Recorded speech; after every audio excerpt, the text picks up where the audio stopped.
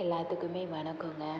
இன்றைக்கி வந்து கொஞ்சம் வேலை விஷயமா வெளியில் போயிட்டு நைட்டு வீட்டுக்கு வர்றதுக்கே 9 மணி ஆயிடுச்சுங்க. 9 மணிக்கு மேலே தான் நம்ம டாக்குக்கெல்லாம் சமைச்சோம். இப்போ கரெக்டாக 1 மணி இப்போ தான் ரெடி ஆகிருக்கு. இனிமே தான் வந்து நம்ம வீட்டில் உள்ள பிள்ளைங்களுக்கு வந்து சாப்பாடு கொடுக்க போகிறேன். இன்றைக்கி ரோட்டு சைடு வந்து நான் சாப்பாடு கொடுக்கலங்க. ஏன்னா 1 மணிக்கு மேலே வந்து நான் வெளியில் போக மாட்டேன். ஏன்னா எனக்கு கொஞ்சம் பயம்.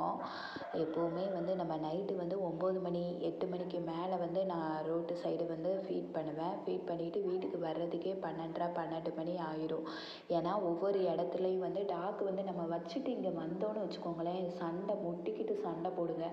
அவங்க ஒரு இடத்துல சாப்பாடு வச்சேன் அப்படின்னா அந்த சாப்பாடு பண்ணி முடிக்குந்தாட்டியும் கூடவே நிற்கணும். அப்போ தான் வேலை முடியும் அந்த இடத்துல. அதனால் கொஞ்சம் இன்றைக்கி லேட் ஆயிடுச்சு. எப்படியும் போனால் வர முடியாது. அதனால சரி காலையில் 4 மணிக்கு எழுந்திரிச்சி கொடுத்துக்கலாம் அப்படின்னு சொல்லிட்டு அங்கே போகலை. நம்ம வீட்டு குட்டிங்களுக்கு தான் இப்போ சாப்பாடு கொடுக்குறது. எல்லாம் பசியோடு இருக்காங்க. வெளியில் வந்து ஒரே சவுண்டு. என்னன்னு போயிட்டு பார்த்தா அந்த கூர்க்கா இருக்காங்கல்ல, விசில் அடிச்சுட்டு வருவாங்கள்ல, அவங்க அந்த சைடு நடந்து போயிடக்கூடாதான். அதுக்கு அவ்வளோ சவுண்டுங்க. அதே மாதிரி வந்து வெளியில் வேறு ஒரு இடத்துல இருந்து நம்ம தெருக்குள்ளே வந்துச்சுன்னு வச்சுக்கோங்களேன் டாக்கு, நம்ம பிள்ளைங்க வந்து விடவே விடாதுங்க. உடனே அவங்க கத்தி அது முட்டிக்கிட்டு சண்டை போடுங்க. இதுக்காகவே வந்து வீட்டுக்குள்ளே வச்சு தான் இன்றைக்கி சாப்பாடு கொடுக்குறேன். ஒரு 3 டாக்கு மட்டும் கொஞ்சம் வெளியில் கக்கா உச்சா போட்டுமேன்னு கொஞ்சம் வெளியில் விட்டுருக்கேன். அது என்னடானா வீட்டுக்குள்ளே கூப்பிட்டா வரவே மாட்டேங்குது, சண்டைக்கு தான் நிற்கிதுங்க.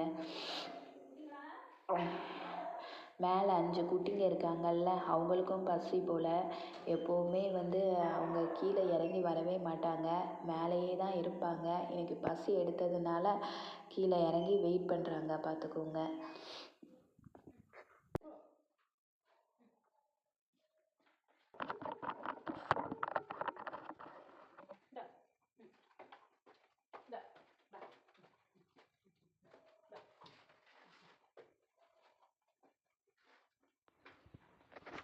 சும்மாவே அவங்க தூங்க மாட்டாங்க. நைட்டு வேறு இப்போ தான் சாப்பாடு வச்சுருக்கேனா, பாருங்களேன். சாப்பாடு வச்சுட்டு அந்த பெருசெல்லாம் இருக்குல்ல, சின்னது வந்து அமைதியாக பயந்துக்கிட்டு வந்து கீழே வரவே வராது.